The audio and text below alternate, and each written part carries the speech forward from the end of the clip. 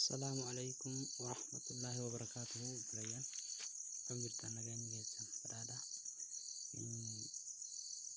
arra waan haaraad kun gabadhiru nismaaliyotan kata accounti tiktoki tibanatan warrole osoo accountiin banadin tiktok fayyadamaa jirtan fakkeenyaaf ustaniif makkanumatti viidiyoo adda addaa isiniif ilaaltanii like godhuun dandeessanii kanas follow godhuu barbaadan isinii follow godhuu warri kanatti tiktokiin isin rakkisee accountii isaa banachuu barbaadan kanarraa waan tokko isin agarsiisuu barbaade obsaan na wajjin tura. Inni kunis butaniit profile bakkeetti sanarratti kilik gochuudhaan achi booda isii batanii kana gubbaa dhuftanii sign up jettu kana sign up irratti dhuftanii dhufuudhaan kilik irratti ni gootu. Achi booda waan isin bakka kanatti beekuu qabdan dirqama isin beekuu qabdan keessaa continue with warri email Google account qabdan kanaan wajjin itti fayyadamuu dandeessu. Akkasumas Facebook wajjinis itti fayyadamuu ni dandeessu. Garuu dirqama kan isin barbaachisu maali?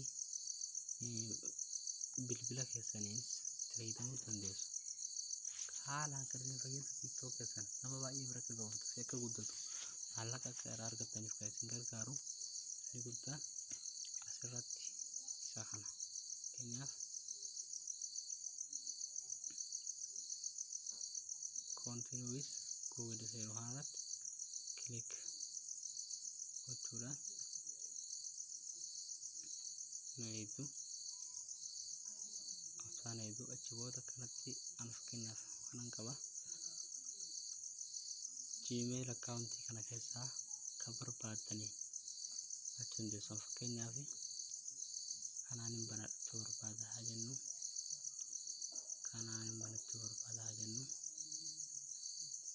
kanarratti kilik godha kana jalatti nutu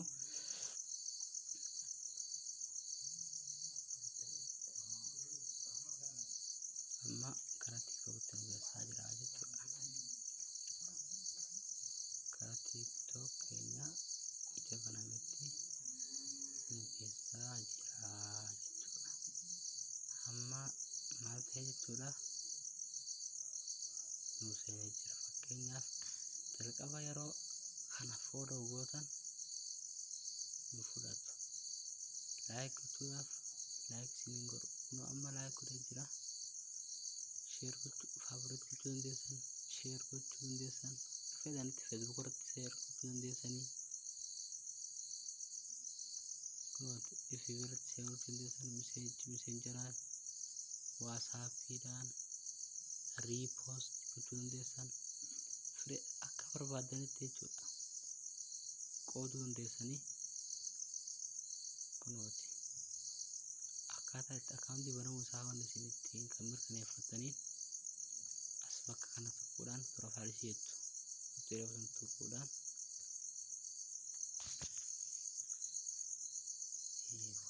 kana kun ammaa kana dhufee jira. Asitti maqaan keessan bakka kanatti isiniif ba'a. Bakka kanatti isiniif ba'a. Followeriin namni isin hordofu bakka kanatti isiniif ba'a. Kan isin hordoftan asirratti isiniif ba'a.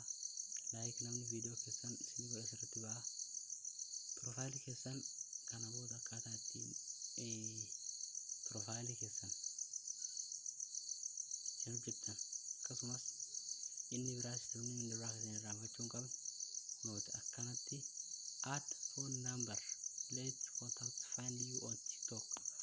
Warri bilbila keessarraa qabdu akkaataa TikTok irratti salphaatti argachuu danda'aniif lakkoofsa bilbilaa asirratti add godhuun nu barbaachisaa jechuudha. Kanaafuu isi add sana kilik gochuudhaan bilbila keessan lakkoofsa bilbilaa keessan duwwaa irraa hambiftanii 9 fakkeenyaaf 44 26 dua sekali sudah galcha coba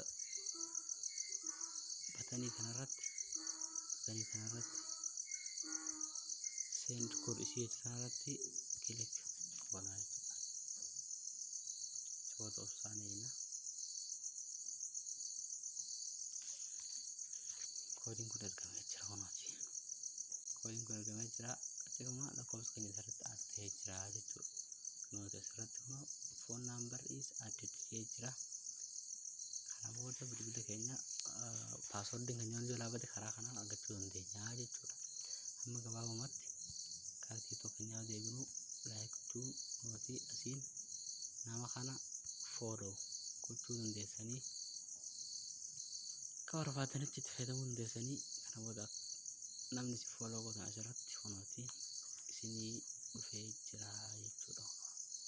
Namni si follow godhan kana booda namni follow isin godhe asirratti baha, kan like isin godhe asirratti ni baha.